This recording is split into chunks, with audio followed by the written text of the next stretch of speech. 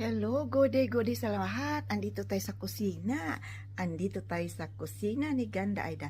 Mayroon akong ipapakita sa inyo yung mga pagkain na talagang dito ko lang na tikman sa Norway. Yung fresh na riker ang tawag nun. Fresh shrimp. Tara na, tingnan natin.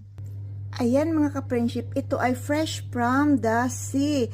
Diretso na yan sa steamer. Kaya pag pumunta ka sa mga department store, wala kang mabiling tumatalon-talon na shrimp. Ganito talaga ang mabibili mo.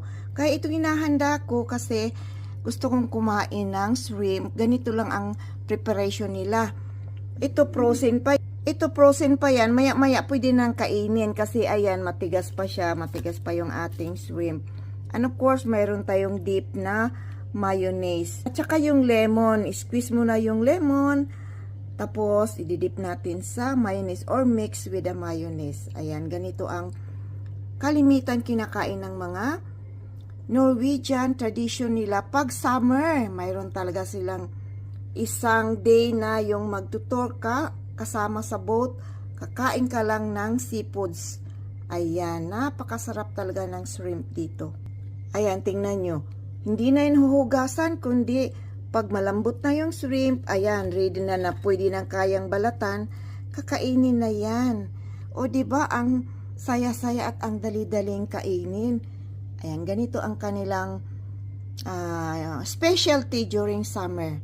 Grilling, tapos, and then yung shrimp, ito naman pwede din itong i-grill. Yung parang i-tosta-tosta lang ba. Pero masarap talaga to pag yung kainin na, yung malambot na siya, yung wala nang frozen niya. Okay mga ka-friendship, ganyan lang ang ating video ngayon. Sana natuwa kayo sa mga ibang pamaraan paano kainin yung ating shrimp. O diba? Very unique. Siya, sige, salamat sa panonood. Kakain na nga. Ay, hindi pa pwede kasi matigas pa. Mamaya-maya, intayin natin. Ako, takam na ako. Mamaya ko pa ito makain kasi frozen. Mga after 30 minutes, pwede na. Salamat sa panonood sa ating video ngayon dito sa kusina ni Ganda Aida. O mga ka-friendship, ganun lang talaga ang preparation ng pagkain ng shrimp o pasayan o riker dito sa Norway.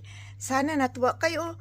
Ngayon nyo lang nalaman yung pagpunta ko dito sa Norway, talagang ako, ganun pala, wala kang mabibiling tumatalon-talon na shrimp. Ayan, kung sa Bisaya, papasayan ba? Naay dirigikan sa pasayan, pero sa dagat,